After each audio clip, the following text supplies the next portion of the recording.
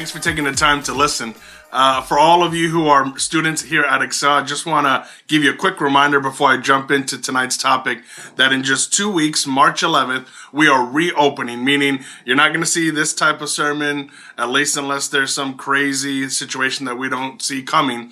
But beginning March 11th, we're going to be back in-person services. So we want to encourage you to make sure that you follow up with your folks, get permission. If you need to talk to anybody, if they need to talk to anybody, you can contact me. But we are just so excited to be able to be in person and be able to see your face and have fun. And again, we're going to be safe. We're going to be socially distant. We're going to have all the same parameters that we had last time when we opened up. But we're just so excited to be able to do that again. So make sure you mark your calendars, March 11th. And then on March 12th, the very next day, Friday, we're going to have small groups in person. So both service and small groups is going to begin being in person starting March 11th and March 12th. So make sure you circle that. This topic today, we've been in this series called Ships, right? And we've been talking about words that have that suffix in it, like relationships and friendships and discipleship. And today I want to talk about a word that's not very commonly used, at least in regular everyday language, but it's a powerful word and one that believers are called to really be a part of. And that's the word stewardship. Now, I have a definition that I'd love to share with you guys. The word stewardship means the conducting, supervising, or managing of something, especially the careful and responsible management of something entrusted to one's care. Now, let me give you just a strange story about stewardship. When I was about 8 years old, my family and I were in Mexico visiting some relatives. And I'm playing outside of the house, just kind of hanging out with some of my cousins. And this man, grown man, is walking up the road, dragging a buddy of his that's completely passed out. And the man looks obviously upset and a little worried. And so he drags the man to my feet, basically, lays him on the ground and says in Spanish, "Can you watch my friend? I'm going to go get some people to help me. Can you just watch him until I come back?" And sure enough, I went, "Yeah, I got you." And so here there's this 8-year-old watching over this passed out, I'm almost 100% sure, drunk guy who's just laid out on the ground. This is the middle of the day. It's not like it was nighttime. It's the middle of the day. And so my mom peeks out and she sees me standing in front of this passed out man. And she's like, "Joey, come here. What are you doing? Come over here." And I go to my mom, "I can't, Mom. The guy told me I got to watch his friend and I got to make sure that he's okay until the guy comes back with his friends." And my mom's thinking, "Are you kidding me? Come on, hurry up." And I go, "Mom, I told him that I was going to watch his friend. I have to watch his friend until everybody comes and helps him." Now, my mom's not a bad mom, but she understood that I gave a man my word. And so she stood at the door watching me watch this guy until his friends came. And sure enough, a few minutes later, his friends show up and they all pick him up and they take him away. And I hope he was okay. I don't really know what ended up happening to him. I just know that somebody trusted me with the care of something. And even at 8 years old, I felt the responsibility to fulfill the obligation that was trusted to me. God has given us abilities and capabilities to take responsibility for things that he has trusted you with. Now, does God need you? No. I mean, God doesn't need any of us, right? But there are certain things that God has entrusted to us that we are able to do and capable of doing if we are willing to take responsibility for the stewardship that God has given us. As I began to think about that and meditate on that, the first thing that really came to my mind was a story in the Bible called the Parable of the Talents, or the Parable of the Servants. And if you have your Bibles, it's in Matthew 25. And I'm going to read just a few verses, about 7 verses, and then I want to take some time to really break this down for you. Matthew 25, verse 14 through 21. Listen to what the Bible says. Again, the kingdom of heaven, and this is Jesus speaking. He's telling a story. A parable is a kind of modern day story that helps illustrate a heavenly principle, something spiritual. And so he says, again, the kingdom of heaven can be illustrated by the story of a man going on a long trip. He called together his servants and entrusted his money to them while he was gone. He gave 5 bags of silver to one, 2 bags of silver to another, and 1 bag of silver to the last, dividing it in proportion to their abilities. He then left on his trip. The servant who received the 5 bags of silver began to invest the money and earned 5 more. The servant 2 bags of silver also went to work and earned 2 more. The servant who had received 1 bag of silver dug a hole in the ground and hid the master's money. After a long time, their master returned from his trip and called them to give an account of how they had used his money. The servant with whom had been trusted 5 bags of silver came forward with 5 more and said, Master, you gave me 5 bags of silver to invest, and I have earned 5 more.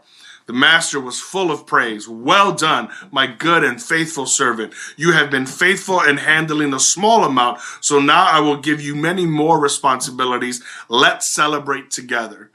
And just to paraphrase the rest of this portion, because I really want to get into the main part of what we're talking about, the second servant, the one with 2 bags of silver, did the same thing that the one with 5 bags did. He multiplied that, and he was able to get 2 bags more, and he received the same praise from the master. Well done, good and faithful servant. I trusted you with the small things, and now you're going to be trusted with more responsibilities.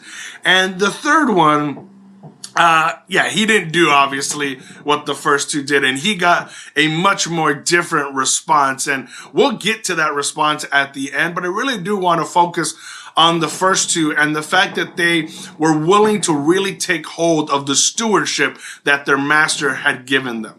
They owned it, because here's the thing with stewardship is taking care of something usually that doesn't belong to you, but you own it as if it belongs to you. Right? That wasn't my friend in Mexico that I was watching. I had no personal connection to him or relationship to him, but I was trusted by the one who did. And so God has trusted us with things that don't belong to us. They belong to God. Ultimately, all of this belongs to God, and he's the one that cares about it. And because he cares about it, I care about it. Because he trusted me with these abilities, then I want to be able to do right by my God who has trusted me with it. And so there's a few characteristics that I think are important when it comes to stewardship. And if you're taking notes, I'd love for you to write this down. The first thing is this: stewardship is knowing your abilities and where they come from. Stewardship is knowing your abilities and where they come from. All of us have abilities, something we are able to do. A lot of times we reference them as natural abilities, right? You're not just born knowing anything, but there are certain things that you might have a propensity for, or you might be naturally gifted in, right? And so these things kind of lend itself. For me growing up, I had a natural propensity and a leaning towards reading. I've always struggled with math. Math is just not my thing. I don't have that kind of ability. I have a level of it, but I'm not going to be a math teacher or math whiz or doing, complex equations on a dry board. But I can read, and that kind of lend itself towards a purpose and a calling in my life, which was interpreting the scriptures and being able to communicate them accordingly. And I think that's a big part of an ability that God had given me that I began to sharpen and work on to use for his honor and for his glory. I've always had an ability to communicate, to just be able to talk, right? There's other abilities that I don't have. And so I don't worry about what I don't have. I focus on what I do have. A lot of times when we think of abilities, we look at what other people's abilities are, and we feel like, well, I don't have anything because I'm not like that person. Or oftentimes, even in our culture, we highlight certain abilities, and because of that, we can naturally, in and of ourselves, degrade our own abilities. But here's the point. God has given you an ability. God is giving you something that you can do, that you are unique with, that you are gifted with, right? Sometimes in church, we call those giftings or talents. Like, these are things that are unique to you, that are inscripted in the DNA when God wrote out your whole structure, even while you were in the womb. And this is a powerful thing to understand. And listen, 1 Peter kind of reiterates that. 1 Peter chapter 4, verse 10 through 11. God has given each of you a gift from his great variety of spiritual gifts. Use them well to serve one another. Do you have the gift of speaking? Then speak as though God himself were speaking through you. Do you have the gift of helping others? Do it with all your strength and energy that God supplies. Then everything you do will bring glory to God through Jesus Christ. All glory and power to him forever and ever.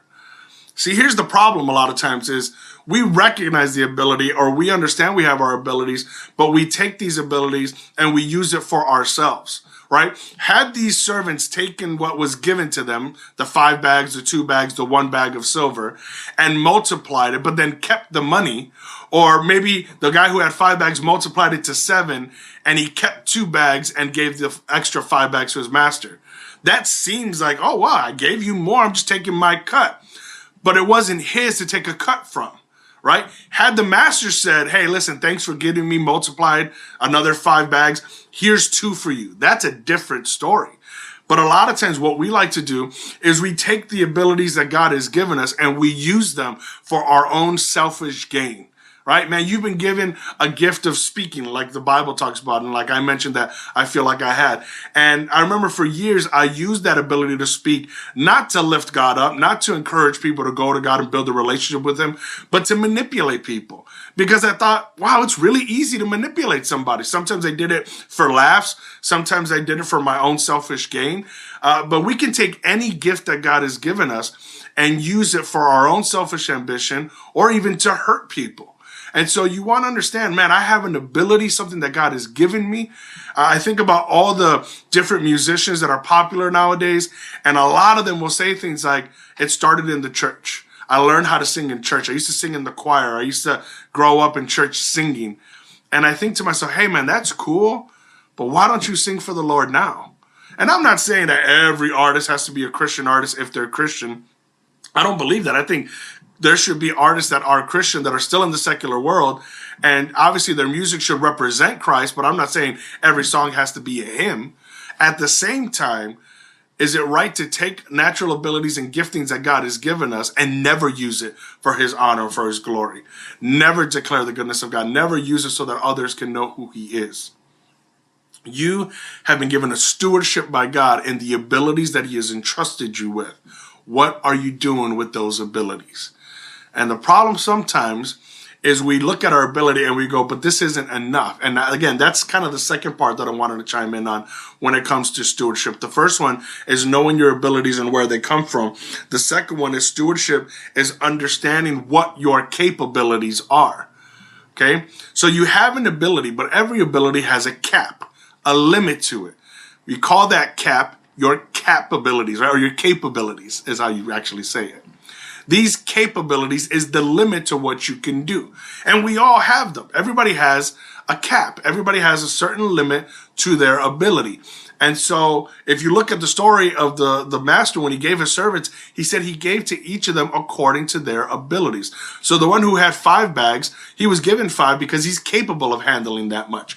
The one who was given 2 is given 2 because he's capable of handling 2. And the one who was given 1, who didn't do anything with it, is why he was only given 1. The master already knew that his capability wasn't that high. There was something, but he still had a cap on it. This is important for us to understand because you may not be able to do everything you imagine and think right now. There is a capability to what you're able to do. And so we look at that cap and we think, well, I'm so limited that I can't do anything. But just because you're limited doesn't mean you can't do anything. It just means what you do isn't maybe what you imagine. It might not be to the level that you think is extraordinary or is notable, but it's still profitable. It's still important. It's still something. And so the lesson in this story, in this parable, is do something. The guy with the 1 talent didn't do anything.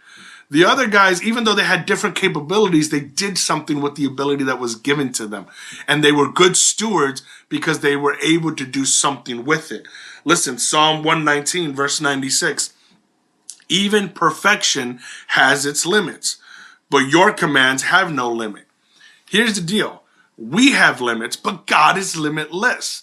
And so even in your limits, God is able to stretch it if you are able and willing to do something with that ability. Again, let's look back at the parable. The one who was given 5 talents, his capability was 5. He was faithful with the little that he was given. And because he's shown himself faithful with that, the Bible said that he was given much more responsibility. What happened? His cap lifted. His capability grew because he was faithful with where he was at. Same thing with the guy with the 2 bags of silver, right? It wasn't as much as the 5, but he did what he could with the 2. And because he was able to do something with it, his capability grew and he was given more responsibility. So a lot of times we want to go 0 to 60. And God is saying, listen, work with where you're at. I hear people say, well, I can't wait till I graduate so I can be a leader. Well, why aren't you leading now with the capabilities that you have? Why aren't you doing what you can in this moment? Because if you think one day you're going to graduate and somebody's just going to say, hey, you should lead people, but you've never shown that in your life, why would we do that? Right? You do the work before you're given the title. A lot of students I've heard over the years is, I want to be a missionary. I want to go overseas. I want to go to the Middle East. I'm like, yeah, that sounds really cool. But why don't you go across the street first? Why don't you talk to your neighbor? Why don't you talk to your classmate? Right? You're limited in how far you can go. Your mom's not going to let you go to Iran right now and preach the gospel, but she doesn't have a problem with you telling your friend in the lunchroom. And so this is something we need to understand. Listen, I may not be capable of those dreams, but what am I capable of right now? What are my capabilities today? And what am I doing with those capabilities? Am I fulfilling the things that God has called me to do? Or am I just looking at my limits and then limiting myself even further? This is huge because I think a lot of times we are our own worst enemies. We self-sabotage simply because we look at other people's capabilities and we see that they're higher and we see that they've accomplished more. But you're seeing a finished product more often than not. You're not seeing all the work that led up to that. We look at some of these athletes that we esteem and we think, wow, look at what they're capable of doing. But they weren't capable of doing that at 10 years old, right? What they could do was T-ball. And they practiced that. What they could do was JV basketball. What they could do was junior tennis. Like, they started at a point and worked themselves up to those areas that you and I often esteem. I didn't just start preaching the gospel on a microphone on stage. It started with me reaching my friends for the lost. It started with me having one-on-one conversations, telling people about Jesus. And as I grew in my love for that, God began to stretch my capability, and He began to give me more responsibility and give me more abilities and gift me and stretch me to the point that I was able to do more with what God entrusted me with. This is such a powerful thing to understand, because these abilities and capabilities are able to take you so much further than where you think you can go. But you're not able to do anything with them if you don't do the third thing, which is this: stewardship is understanding your responsibilities, right? So you have abilities, and there's a cap to those abilities. But how do you respond to the abilities you were given? Responsibility is saying, God, I understand that you've entrusted me with something, and I'm going to take that responsibility as my own. I'm going to own it, this stewardship, even though it's not mine, even though it doesn't belong to me. I'm going to treat it as if it's mine, and I'm going to take hold of that responsibility and run with it. How do you respond to the ability that God has given you? Do you own it? Do you understand that it comes from God and it's a privilege and an honor to be able to serve Him? Or do you throw it to the side? Do you ignore it? Do you push it off on another day? Do you feel like it's not that big a deal? Your response to the abilities that God has given you, even with the limits of those capabilities, is huge. It's huge. It's a big determining factor on what happens to you going further when it comes to not just your relationship with God, but the way God wants to use you for His honor and for His glory, the way God wants to set you up for success. Listen, if you have your Bibles, Galatians chapter 6, verse 4 through 5 says, pay careful attention to your own work, for then you will get the satisfaction of a job well done. You won't need to compare yourself to anyone else, for we are each responsible for our own conduct. Each of us is going to stand before God and give an account for everything that was entrusted to us. This is the big aspect of responsibility that you and I need to really understand. You're not going to stand before God and be able to say, well, at Excel, we did this. At my church, we did that. Because God doesn't care about where you went. He cares about what you did. This is a big thing. You're going to stand not with Pastor Joey and not with your leaders and not with your friends, not with your parents. You're going to stand alone before God one day. And God's going to look at you and say, I trusted you with these abilities. I gave you these capabilities. How did you respond to that? And God already knows. God already sees that. But understand that you're going to be held accountable. 2 Corinthians 5:10 says that we must all appear before the judgment seat of Christ, that each man may receive what's due to him according to what he has done while in the body, whether it be good or bad. Oh, we're going to be held accountable. we're going to one day stand before God, and he's going to say, what did you do? As a matter of fact, the parable goes on to say that. I want us to kind of look at where this kicks up. It says in Matthew 25, verse 24 through 25, then the servant with the one bag of silver came and said, Master, I knew you were a harsh man, harvesting crops you didn't plant and gathering crops you didn't cultivate. I was afraid I would lose your money, so I hid it in the earth. Right? Here's his reason, but we all know it's an excuse. For whatever reason, maybe he was intimidated by the other people's capabilities. Maybe he limited his own capability. Maybe he didn't trust the ability that he was given. Maybe he was just lazy and didn't care and didn't take it seriously. And his response wasn't urgent. It was just like, whatever. And so he comes up with this excuse now that he's caught. Now that the master suddenly shows up and he has to answer for himself, he answers with an excuse. Oh, I knew you were, a really hardworking guy and you've been through it all. And I was worried that I would lose your money. And so, hey, I kept it in a safe place. But the master's no fool, and neither is God. Listen, it goes on to say, if you knew I harvested crops I didn't plant and gathered crops I didn't cultivate, why didn't you deposit my money in the bank? At least I could have gotten some interest on it. Then he ordered, take the money from the servant and give it to the one with the 10 bags of silver. To those who use well what they are given, even more will be given, and they will have in abundance. But for those who do nothing, even what little they have will be taken away. This is a powerful moment. And something that you and I need to understand. God doesn't need you. And so if you don't do anything with the abilities he has given you, if you don't cultivate them, if you don't work on them, if you don't use them to honor and to glory God, then God's going to take that ability and give it to somebody else.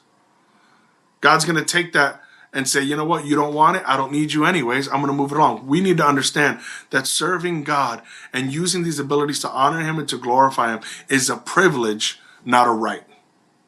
We get to do this. It's an honor to be able to serve God. It's an honor to be able to be trusted with these abilities. And when I realized that, even as a young man, I really took to heart and said, man, I have a responsibility before God and before the people to do everything I can to serve him with all my heart. Because I know that one day I'm going to stand before him and I'm going to have to answer for what I did while I was in the body. And I want to be able to hear the most precious words that any saint could ever hear.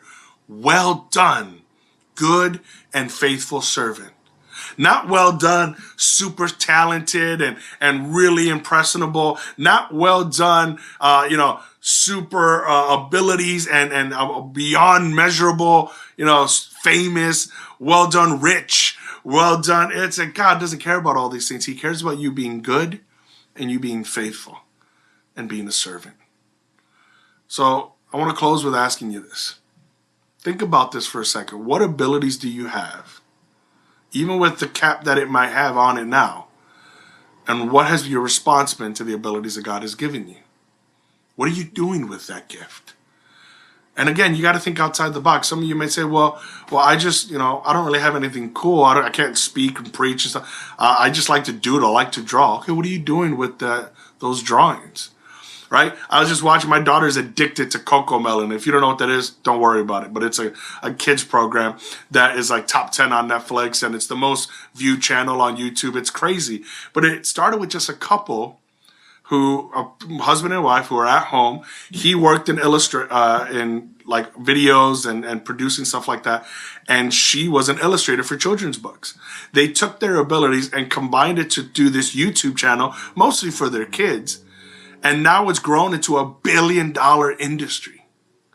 Why? Because they took their abilities, even with the limits that they had, and they used it, and it multiplied.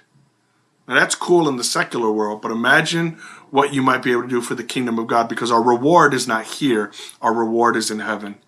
So I'm going to leave you with this last thought that I wrote down. Everyone has abilities. Those abilities come with a cap. You're only capable of doing so much. But you decide how you respond to the limited abilities you've been given. That is stewardship.